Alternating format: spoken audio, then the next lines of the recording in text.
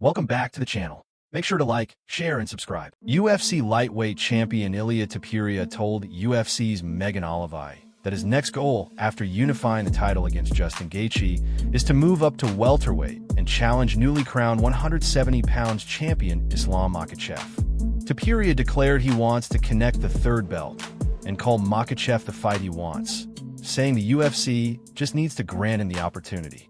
He also dismissed Gaethje's chances, saying he doesn't see any possibilities for the interim champion to beat him. The fight tops UFC Freedom 250 at the White House on June 14th. I want to collect the third belt. Everyone knows that. And after this fight, if the UFC wants me to give the opportunity to move up to the welterweight division and fight against the current champion, who is Islam Makhachev, I will be very happy. Why not? If you don't take risks, there are no champagne. Yeah. So. Gaethje went all in on his pre-fight mindset, telling TMZ Sports and TalkSport that he loves being the underdog and is ready to teach Topuria a lesson about being arrogant. He explicitly compared Topuria's demeanor to Conor McGregor's early career swagger, predicting the undefeated champion will face the same kind of fall when he loses.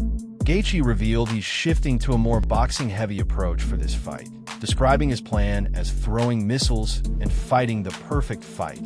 He said he trusts his coach, Trevor Whitman, completely to build the right game plan.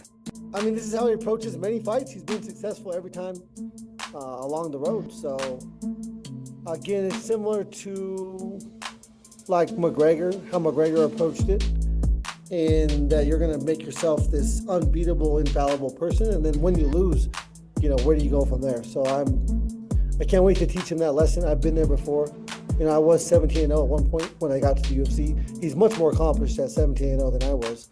And this kid there's no doubt this kid is special. Yeah. And, but this sport is so crazy. We've all seen it so many times where people are just count me out or count the opponent out, and then they come out on top. And so this is such a great opportunity for me to prove to people that as long as you stay the course, trust in the process, that, you control your destiny. And that's what I've done. I've lost. I think the Max Holloway fight is... President Donald Trump suggested that the UFC cage built on the White House South Lawn should become a permanent fixture after UFC Freedom 250. UFC CEO Dana White responded to the idea, discussing the historic nature of the event while also managing expectations about what happens after June 14th. The back and forth has created additional media buzz around the already hyped event, with fans and media speculating on what a permanent White House UFC setup would mean for the sport. Don't know that in Paris, France, the Eiffel Tower, 1889 it was built. It was supposed to be taken down immediately after the World's Fair. And then they said, we sort of like it. Let's leave it up a little bit longer. And then they said, let's leave it up longer and longer and longer. Well, they never took it down. And, we're building something in front of the White House that's quite attractive to a lot of people. It's going to have the big UFC fight on June 14th. And I'm looking at it, and maybe we'll never, ever take it down. Former UFC welterweight champion Belal Muhammad showed up to UFC Fight Night Media Day with a clear message for Gabriel Bonfim. You picked the wrong fight. Muhammad said Bonfim has a beatable style, called the younger contender's attack awkward, but ultimately said he gets broken Saturday. With his 38th birthday approaching and on a 2-fight losing streak, Muhammad framed this as a Super Bowl and said he plans to remind the world he's the best fighter in the world. The fight headlines UFC Vegas 118 on June 6th. And stylistically, how do you think it plays out with Bonfim? Right, he's a threat in different areas of the game, but how do you think it'll play out? I think I've fought many guys like him. Right, he's got good jiu-jitsu, he got explosiveness. He has like a readable style. With me, I'm an awkward style. I'm a different type of style, and I'm a different type of fighter that he's ever fought. I think that Saturday he gets broken. For myself, I feel the best I've ever felt. I feel the strongest I've ever felt. Shout out to Kyle Bracey. We've been working on new strength programming, but age doesn't matter. I started this sport late. I've been in this sport late. I don't have the damage that a lot of these guys have. So when people talk about age, that doesn't mean anything to me. For me, Saturday night, I'm going to show him the experience, the guys, the road that I've been through, the long road, the toughest roads, right? And I'm still taking on the toughest guys. So all that adds up, and then Saturday night I get my hand raised. Arman Tsarukyan was asked why he continues with martial arts despite having money, that he just said that. "It's just that I genuinely love what I'm doing. I love competing and I love wrestling.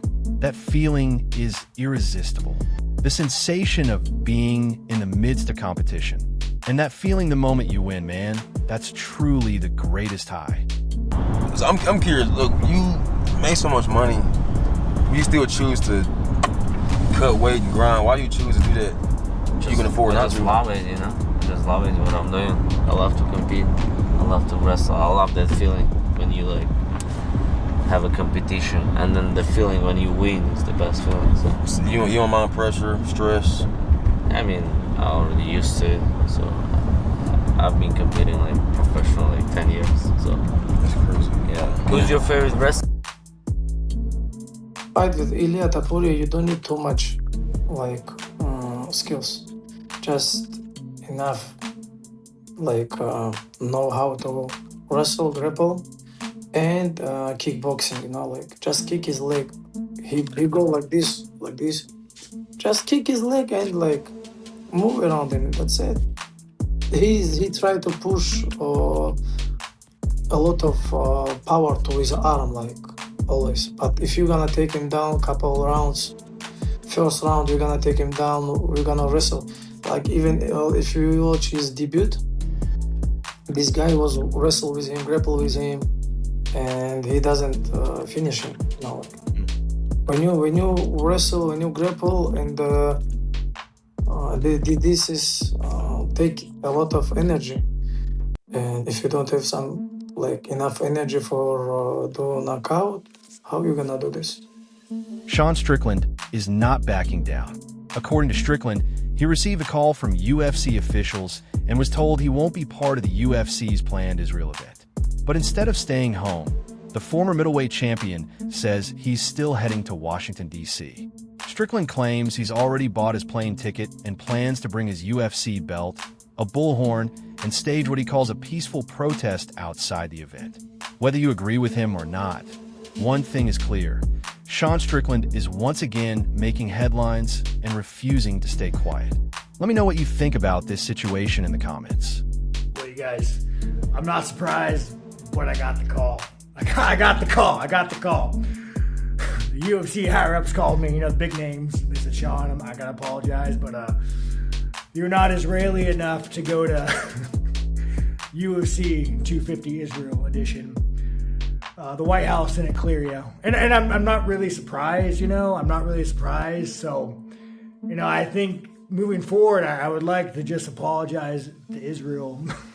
I'd like to say I'm sorry, I'd like to apologize to Trump, and I just want to prove that I'm Israeli enough for you guys. Like, for instance, whenever the list disappeared and Trump goes out there and says to everybody that he can't really go into it because people that by association will get prosecuted and their names will be tarnished. I want to apologize because I don't want them to be prosecuted.